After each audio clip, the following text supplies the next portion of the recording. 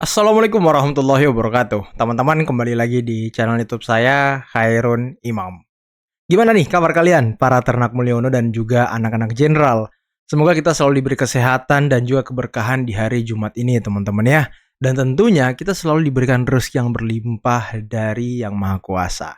Nah, di video kali ini kita akan melihat sebuah kabar terkait dengan Tempo teman-teman. Yang konon katanya Tempo ini sudah menyebarkan hoax. Waduh, masa iya sih sekelas Tempo menyebarkan hoax teman-teman? Dan kalau saya lihat ya, mungkin tujuannya ini untuk menggoyang-goyang dan untuk apa ya, menyerang ke pemerintahan Pak Prabowo dan juga Mas Gibran. Dan selain itu ada juga video dari netizen yang memperlihatkan bagaimana Deddy Sitorus akhirnya dirujak oleh tim Prabowo Gibran. Karena ya framing terkait dengan gas LPG 3 kg teman-teman. Oke, sebelum kita mulai videonya jangan lupa like, subscribe, dan share. Dan tanpa perlu berlama-lama lagi, mari kita mulai videonya berikut ini. Lagi rame nih soal LPG 3 kg. Sampai ada rakyat yang meninggal karena kelelahan ngantri. Tempo kali ini kelewatan banget. Mereka menyebarkan hoax meninggalnya seorang nenek gara-gara antri gas. Mereka beritakan kabar itu pada 3 Februari 2025 lalu melalui media online mereka, tempo.co. Dalam pemberitaannya, Tempo menulis, "Malang nasib yang menimpa Yonih binti Saman, perempuan 62 tahun ini tutup usia usai mengantri LPG 3 kg. Yonih diduga kelelahan usai mengantri selama kurang lebih 2 jam. Guna menguatkan narasi bahwa si nenek meninggal setelah antri gas, dalam ilustrasinya Tempo menyertakan foto warga sedang antri. Tempo nggak hanya sekali memberitakan kematian Yonih, mereka kembali memberitakannya pada 4 Februari 2025. Dalam pemberitaan yang kedua, Tempo menulis, akibat kelelahan mengantri gas, seorang warga RT 001 RW 007 Kelurahan Pamulang Barat, Kecamatan Pamulang, Kota Tangerang Selatan bernama Yonih dikabarkan meninggal. Tempo mengutip pernyataan seorang warga di daerah yang bernama Saiful. Rupanya tanpa mengecek lagi, Tempo langsung memberitakan kabar itu. Setelah dicek kepolisian, ternyata kabar itu nggak akurat. Faktanya, nenek itu nggak antri saat membeli gas di pangkalan gas dekat rumahnya. Hal ini disampaikan oleh Kapolsek Pamulang Kompol Widya Agustiono. Menurut Widya, setelah ada kabar meninggalnya seorang nenek karena antri gas, kepolisian langsung mengecek ke lokasi meninggalnya nenek itu. Mereka mendatangi pangkalan gas tempat nenek itu membeli gas 3 kg tersebut, guna meminta keterangan saksi. Ternyata, fakta yang didapat nenek itu nggak antri saat membeli gas itu.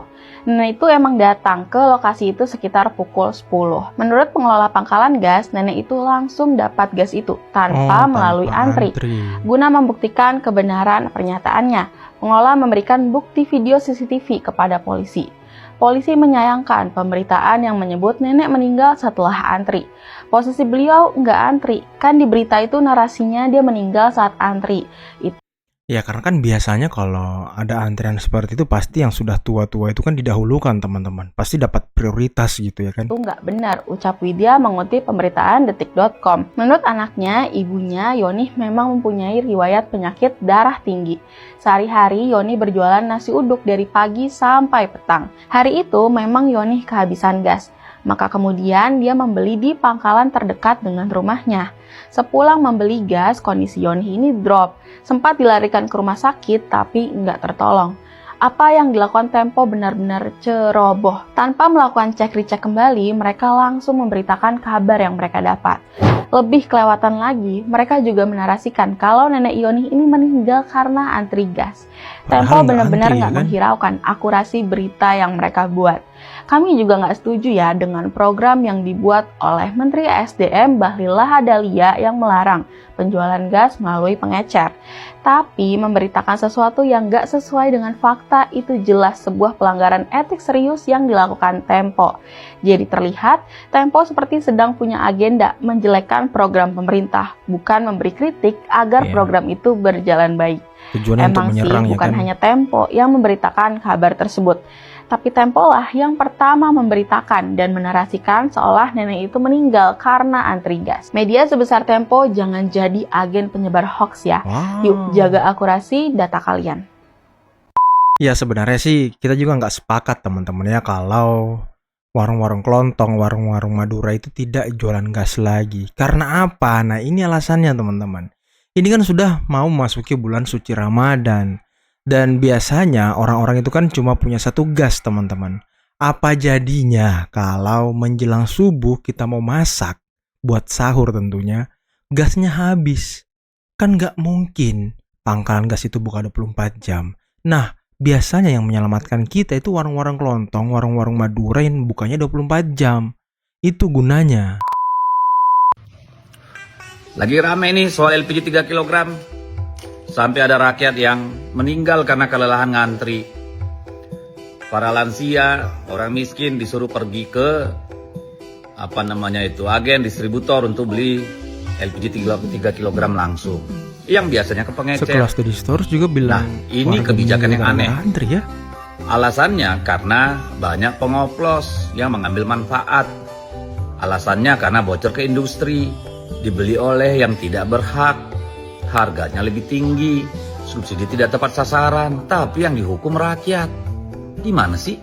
Yang kayak gini nih harus dikasih paham. Pernyataan soal yang dihukum rakyat itu adalah kegagalan berpikir. Justru di era Prabowo hal ini mau diberesin untuk memperjuangkan hak-hak rakyat pastinya. Bukan cuma komentar, menggiring opini, menyudutkan pemerintah, dan omon-omon doang. Tonton sampai habis. Wah, isu gas LPG 3 kg jadi sorotan tajam nih. Di Sukabumi, Bogor, sampai Cianjur, polisi berhasil membongkar praktek pengoplosan gas yang merugikan rakyat kecil. Modusnya nih, subsidi gas untuk masyarakat, malah ditimbun dong untuk dijual mahal kepada restoran, hotel, dan berbagai jenis usaha lainnya. Kelangkaan gas pun kadang bukan karena pasokannya yang kurang, tapi ulah mafia dan oknum yang nakal. Mereka menimbun atau mengoplos demi keuntungan pribadi. Gua kasih tahu dulu nih di awal. Perlu kalian semua tahu, Menteri Keuangan Sri Mulyani menyoroti fakta bahwa dengan subsidi harga gas itu seharusnya hanya Rp12.750 karena pemerintah tuh udah kasih subsidi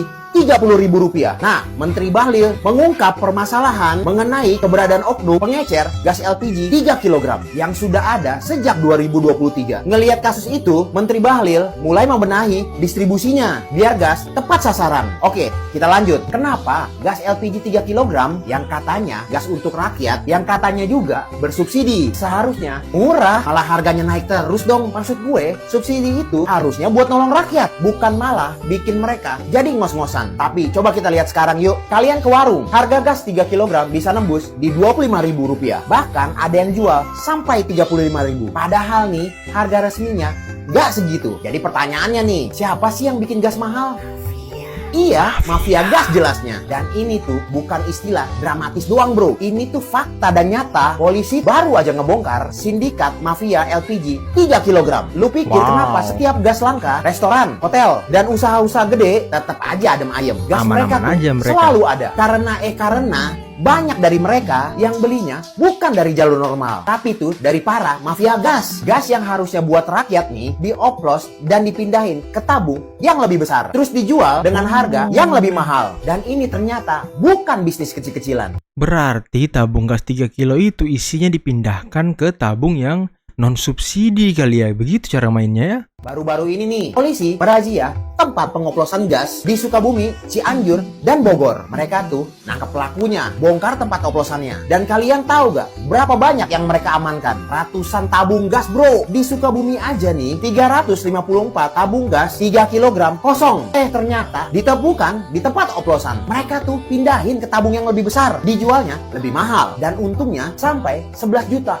per hari. Cianjur lebih gokil lagi. Pelaku udah ngejalanin bisnis ini dari tahun 2024 dan dalam 1 bulan aja nih mereka udah ngantongin keuntungannya 432 juta rupiah. Mereka tuh pasti kaya raya dari subsidi yang harusnya buat rakyat. Di tengah kekacauan ini tuh, pemerintah akhirnya memutuskan buat benahin sistem distribusinya. Menteri ESDM Bahlil mau bikin sistem distribusi lebih ketat pastinya, biar mafia gas gak bisa tuh yang namanya main curang lagi. Contoh, nanti tuh pembelian gas bakal pakai KTP. Terus gas subsidi cuma bisa dibeli sama yang benar-benar berhak pastinya. Logikanya, kalau distribusinya jelas, kalau sistemnya tertutup untuk mafia, harusnya harga gas jadi lebih murah dan lebih gampang murah. didapetin oleh masyarakat. Tapi kalian tahu gak nih, salah satu musuh terbesar kemajuan itu siapa? Ya mafia. Karena kalau sistem baru ini berjalan, mereka itu bakal kehilangan bisnis ratusan jutanya per bulan. Jadi ya jangan kaget kalau ada pihak-pihak yang bakal teriak atau bilang ini gak akan berhasil. Tapi kalau ini berhasil, gas 3 kg jadi gampang didapetin, harganya turun sudah pasti. Dan mafia gas mulai hilang. Gua rasa ini langkah yang bagus. Kita tuh udah terlalu lama ngerasa harga gas mahal itu sudah biasa. Padahal nih, ini bukan cuma soal harga. Ini tuh soal siapa yang selama ini dapat keuntungan dari subsidi Bermain, yang ya, seharusnya untuk rakyat. Lalu apa nih langkah pemerintah ke depannya? Bahlil mengungkapkan arahan Presiden Prabowo. Bahlil menyampaikan ada 3 arahan yang disampaikan Pak Presiden kepada dirinya. Pertama nih, Presiden Prabowo memerintahkan memastikan penyaluran gas subsidi LPG 3 kg tepat sasaran pastinya. Kedua nih, kata Bahlil, Pak Presiden Prabowo menekankan tata kelola penjualan gas LPG 3 kg harus berjalan dengan baik pastinya. Ketiga nih, rakyat dipastikan harus segera mendapat apa yang menjadi kebutuhan mereka, terutama menyangkut gas LPG. Mafia gas itu nyata bro, dan kalau kita diem aja, siapa yang paling dirugikan? Ya udah rakyat. pasti rakyat. Selain merugikan rakyat, ini kan juga merugikan negara, teman-teman.